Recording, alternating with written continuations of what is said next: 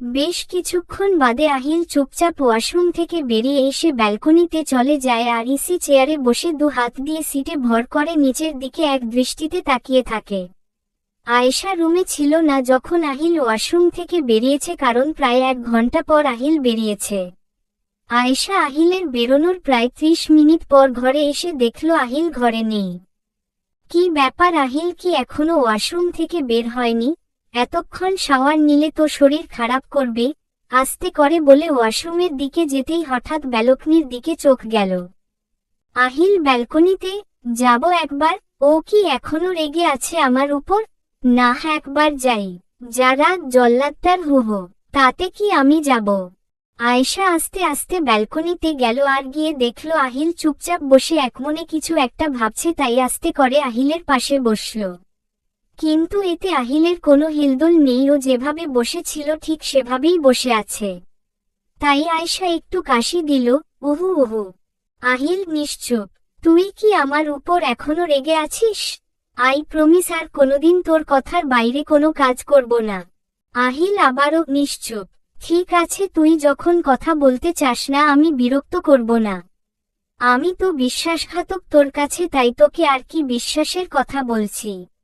বলেই আয়েশা উঠে গেল আর ঘরের দিকে পা বাড়ালো। আয়ু। আয়েশা জানো জমে গেল। বিশ্বাস হচ্ছে না আহিল ওকে আয়ু বলে ডাকছে। আজ কতদিন পর আয়েশা আহিলের মুখে আয়ুর ডাকটা শুনছে, আয়েশার মনে নেই।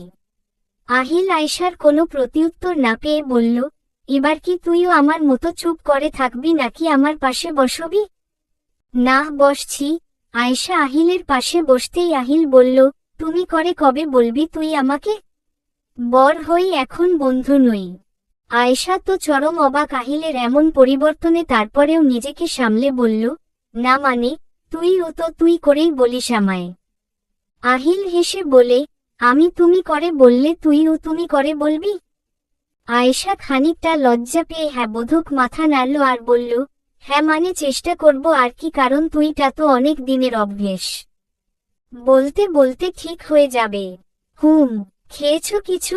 আয়েশা ভাবেনি আহিল ওকে এখন থেকেই তুমি করে বলবে। আয়েশা অবাকের উপর অবাক হচ্ছে, কি বলবে ভেবে পাচ্ছে না।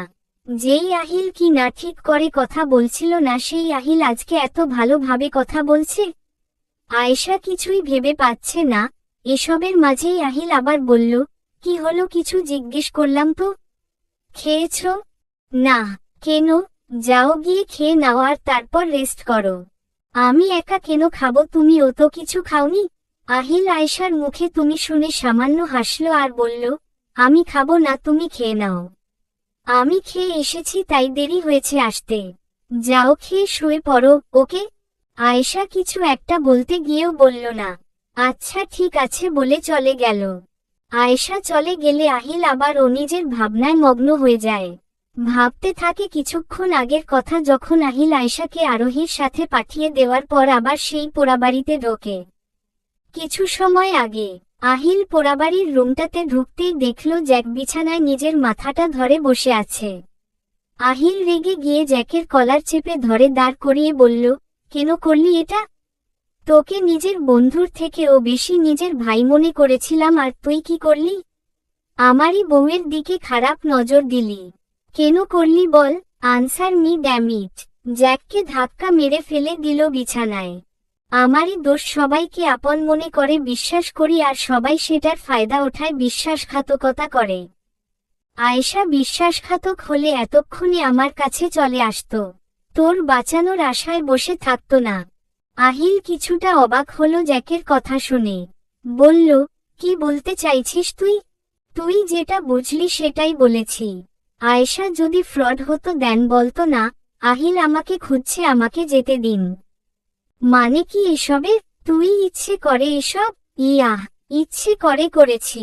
তোকে প্রুফ দেখাতে করেছি। ইউ নো ভেরি ওয়েল আমার বাড়ি গাড়ি ব্যাংক ব্যালেন্স সব আছে। আর আমি এসব আয়েশাকে অফারও করেছি। বাট ও কি বলল জানিস? কি বলল? এসবে সুখ পাওয়া যায় না। যেখানে ভালোবাসা নেই সেখানে কোনো সুখ নেই। ও তোকে ভালোবাসে আর তুই ওকে, তাই তোকে ছেড়ে যাওয়ার প্রশ্নই ওঠে না। আহিল চুপ করে আছে। এসব শুনে সেই দেখে জ্যাক উঠে দাঁড়িয়ে বলল, কোনো মেয়ে যদি ফ্রড হয় তাহলে তো ভালোবাসা চাইবে না আহিল। অকর্ডিং টু ইউ আয়শা একটা লোভী মেয়ে যার নাকি ভালো দেখতে ছেলে চাই, টাকা বাড়ি গাড়ি এসব চাই। দেন ওয়াই সি রিজেক্ট মি? আমি যেই ইমেজগুলো দেখেছি সেগুলো কি ছিল জ্যাক? ষড়যন্ত্র? হোয়াট? Yeah, conspiracy. এছাড়া আর কি বা হতে পারে? যেই ছেলেকে পাওয়ার জন্য আমেরিকার মেয়েরা পাগল সেই ছেলেকে একটা বাঙালি মেয়ে রিজেক্ট করল। কারণটা কি সেটার? ভালোবাসা। আরে এরপর তো কোনো সন্দেহ থাকেই না যে আয়শা তোকে ভালোবাসে। আমি কিচ্ছু জানি না, বুঝতে পারছি না কি করব। আজকে থেকে নয়, বিয়ের প্রথম দিন থেকে আমি দোটানায় পড়েছি। উফ, পাগল হয়ে যাব আমি, দু হাত দিয়ে মাথা চেপে ধরে বলে আহিল।